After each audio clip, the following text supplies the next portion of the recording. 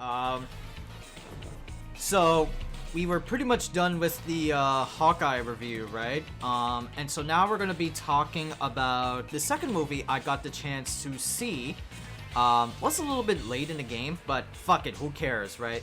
This is one of my favorite movies, one of my favorite sequels that I was heavily anticipated for in the longest of time since its theater release, and was waiting for like a Blu-ray version. Venom, Let There Be Carnage, right? Yeah, like I said, I was super excited for this movie. I'm like a big like Venom fan through and through. It's a very like evil Ryu take to the Ryu Arachno Boy, you know? But I did like this film. There were some like issues, but I did like seeing Venom or like Carnage in action. I did like seeing more symbiote action, which is a very stark comparison compared to like the first Venom movie, where the first third of the Venom movie was just Eddie Brock, you know, going through the down and dumps of life because he's a stubborn reporter and actually got fired from his job and made his wife fired from her job, or potential wife, and just down on his luck, man, until he encounters the symbiote. And with the symbiote around, the movie became much more fun. Now with Venom 2, Venom becomes much more engaging on screen. He's still like a pain in Eddie Brock's side, right? But he's still a fun like companion to like quote unquote have around. It's insane. And so now we get like the long-awaited character from Marvel that we were like so hyped up for Venom 2, and that's Carnage. Carnage being like the more visceral, more gory, more psychotic version of Venom, right? He is like, if Arachno Boy is the Ryu, and if Venom is the evil Ryu, then Carnage can be considered like the Akuma. Can we consider Carnage to be like an Akuma, right? He's got more powers than Venom, more powers than evil Ryu, right? He just does his own thing. He's a psychotic murderer. Akuma's like a murderer, right? But he's not like a psycho where he kills everybody hands on sight, right? That's not like in Street Fighter lore. He just likes to train upon in the fucking dark ass mountains. Yeah, I could like consider him that, right? Right? But I love like the special effects. I love like the action and the cinematography of this like movie. Some are like a little bit weird, but yeah, I like it. I did like Woody Harrelson's take on fucking Venom, fucking Carnage, right? Because I think it's in lore that, well, also Woody Harrelson explains it through his character Cletus Cassidy that Cletus is a fucked up dude, right? He murdered his mom, burned fire in like a fucking orphanage, right? And he just like bonded with the symbiote and is now in free reign to do whatever the hell he wants to do.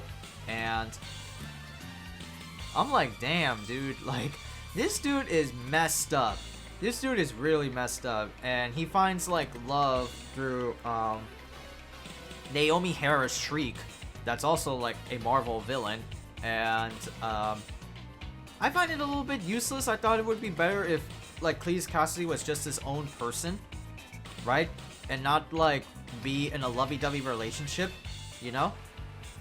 But it is what it is, I guess, because the whole theming of Venom is about like relationships and trying to fix relationships. Full screen?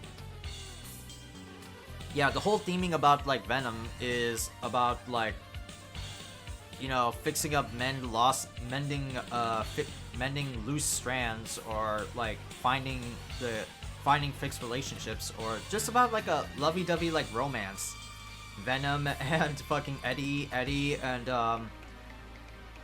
his his ex-fiancée, Anne, Cletus in Carnage, and Cletus in fucking, Shriek, right? I already forgot her real name, right? But, yeah, the whole movie is just, like, littered with things that, take note about, like, if you're in a fucking relationship life, that is what that is. Like, you go through breakups, you go through relationships, you go through, like, separation, depression, you know, shit like that. That's, like, kind of like the theming of Venom, right? And I gotta say, well, we'll get into, like, spoilers now, right? So, you know, starts off with Cletus Cassidy being a fuckface, right? Sentenced to, like, death, from like the institute he was at, a prison institute he was at, asked for interviews with Eddie Brock and saying that, like, you're so similar, you caused this on us, you don't give us any attention. Eddie just, like, trying to balance his personal life with the life that he has with Venom, right? And Venom is just super fucking entertaining. Although, to be fair, I don't know what the fuck how Venom sounds in this movie, because he sounds like fucking garble, you know? Like, you can't make out actual fucking human intelligent language with him. Whereas in the previous movie, he could speak clearly, but for some reason in this movie, he just can't. You could hardly hear his lines, right? It's so weird.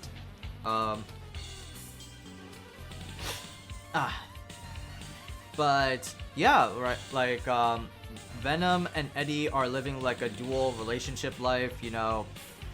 Eddie being trying to just like find peace and balance within himself and dealing with like Venom shit, while Venom just wants to like, yeah, I just want to eat humans, I want to bite off bitches' heads, you know. I haven't eaten ever since, and Eddie, you bitch ass, you keep feeding me chickens. I don't want chickens.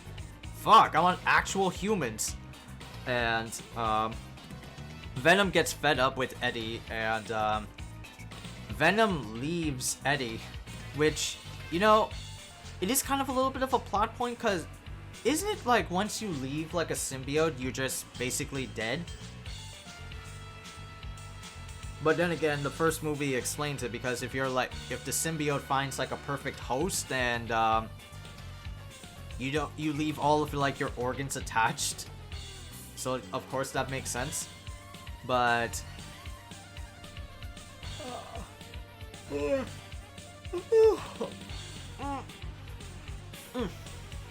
oh, excuse me.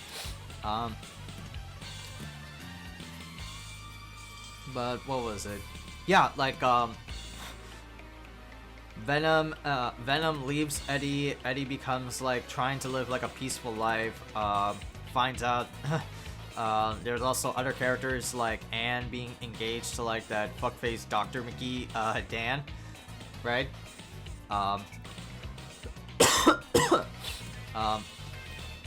Until then, like, Cletus bites off Eddie's hand while Eddie is trying to give an interview of Cletus Cassidy and licks his blood, and that blood merges with Cletus and he becomes Carnage, and Carnage is his own fucking symbiote.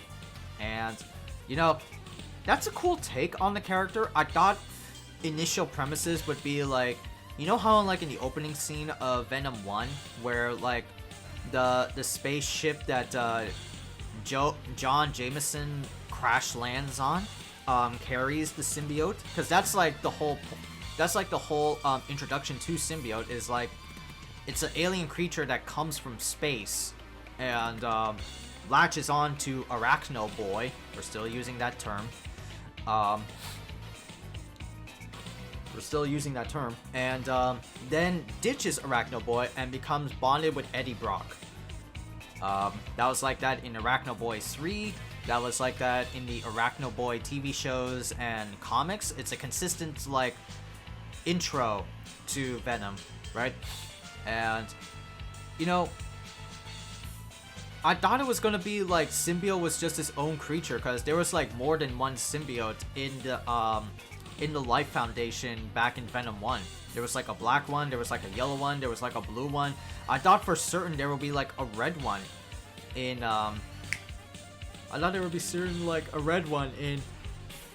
Venom 1, but There wasn't. There literally wasn't. It just Cletus bites Venom Eddie's hand that's infused with Venom juice, and he licks the blood juice and becomes Carnage, which is like, okay, that's a little bit of a fast progression, right? Carnage becomes Carnage the way he is, and you know, don't get me wrong, that's like a loose plot point, but I'll grant it that Carnage looks fucking awesome, right? I love seeing this like psycho monster symbiote looking dude just like throwing out his like tendrils and shit. He makes fucking like blood sights and shit like that. Man, like seeing like the special effects for Venom and Carnage looks goddamn dope. I really love it, man. Holy shit. And so like Venom like escapes from the death sentence ward, from Cletus Cassidy's death sentence, and is now on the hunt for Venom Eddie, which, you know, Eddie like broke off with Venom out like a fucking loose relationship, and they just had to like find each other fast, and Eddie like grovels to Venom, where Venom latches on to like some other bitches because he's on his own, you know. But they eventually find each other. And they have like a battle at like a church because, you know, Cletus and Shriek are like a thing in this movie, and they're like psycho killers, so they vacate an abandoned church, and Venom and Carnage have like a duke out with Carnage and Shriek taking up top, until, you know, Venom and Eddie uses like their psychological weaknesses as to their strength, and uses like Shriek, because Shriek is like a mutant who uses like her screams as sonic screams, so that tips off the symbiotes because they don't like sound and fire, and so that tips them off. The whole like church like building comes apart, and Venom eats Carnage, Venom eats the red symbiote, and Venom eats Cletus's head, and they are now Venom and Eddie are now refugees, because that's the thing they're trying to like avoid with the Cletus Cassidy incident. And you know that they are just now runaways. They're like vacating a fucking camp, a fucking island in the coast of fucking South America. And they have like a meta joke, is like, we could be a lethal protector, we need a costume and a mask. And that's like, no. Until Venom and Eddie starts like chilling out.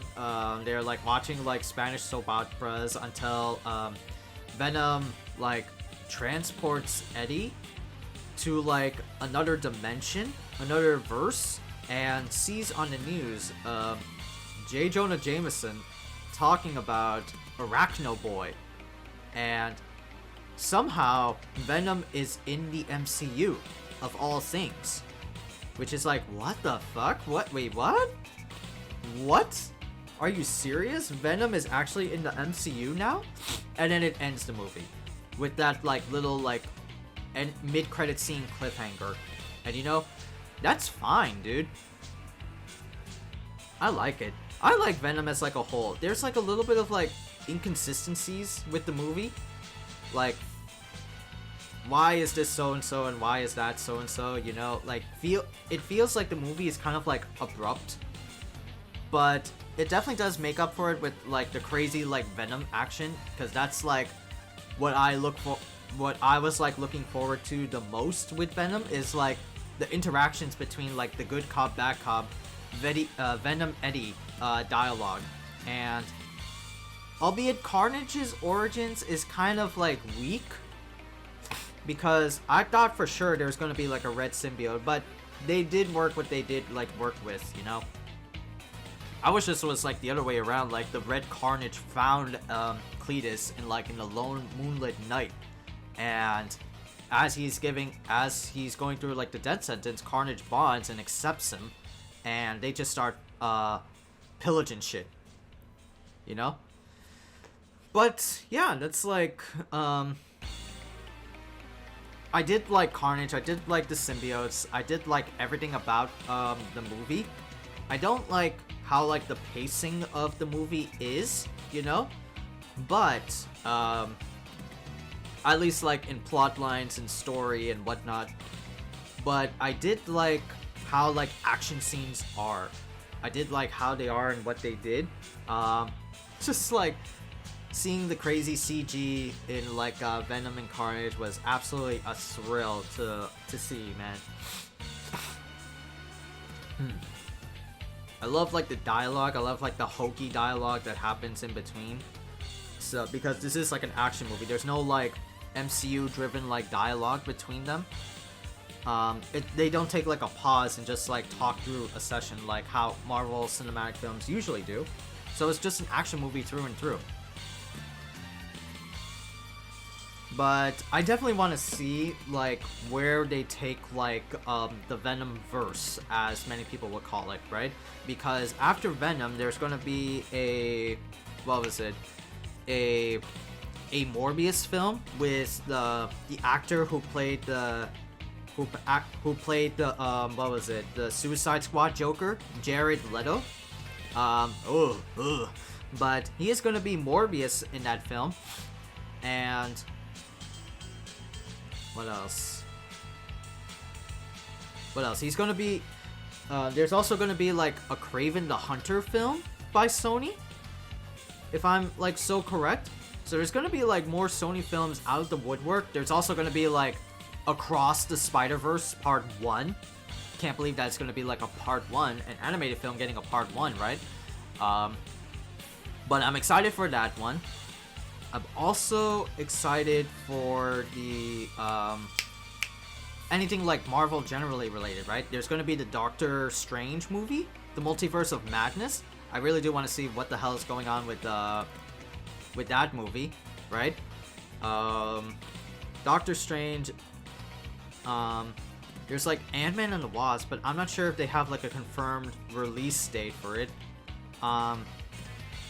But I heard that Doctor Strange got moved up to May, which makes sense because, you know, I guess the feeling is like COVID, so they want to like push up the date to make sure people are fully vaccinated and can like actually go to the movies.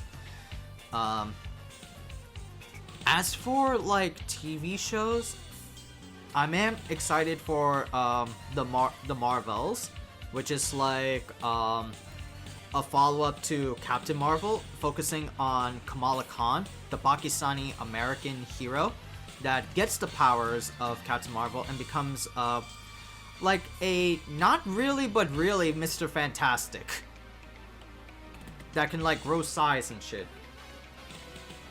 But I'm excited for the Marvels. She-Hulk is definitely a contender. Yeah, representation, let's go. Yeah, that's what I like, because I think I heard from the MCU staffing that for the Marvels, it's going to be run by like Pakistani, Iraq American directors and cast and producers and studio writers. So let's go for representation, right? So I'm pretty much excited for the Marvels once it actually like comes out. She-Hulk, there's also a She-Hulk TV series.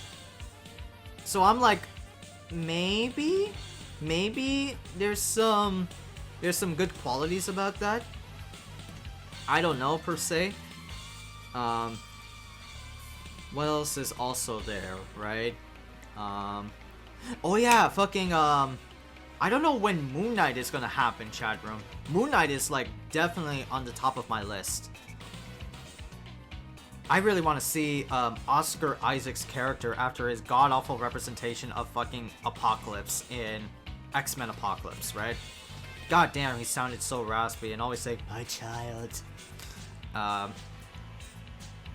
I want to see Moon Knight. I don't think it's coming out this year, but I would like to hope so, right? I would like to hope so. But you know, like, I'm just like excited for like the future Marvel projects. Although, on the topic of that, right? Disney Plus is gonna bring out Marvel's The Eternals. That movie that came out in like November, in like Wednesday or some shit. So I don't know if I have an interest in it. I'll like casually like watch it. I'll like to take a day off streaming just to like watch that film and maybe like do like a YouTube recording review. But yeah, I don't have an interest for the Eternals as much. Like, it feels like so bland. I don't want to watch it though, right? I'd rather like watch it while I'm drunk, you know, sort of thing. It's got good representation, right? Some characters are like so-and-so and so-and-so, but I have no idea who Eternals are or what they do, right?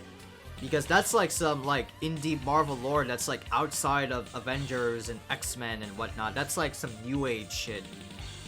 So, but then again, new age shit like Shang-Chi, he's basically fucking Iron Fist, but more appropriate, right? But I don't know about Eternals though. I don't know about Eternals. Like I said, I'll just like give it like a pass by watch or like a drunk watch, and that'll be that.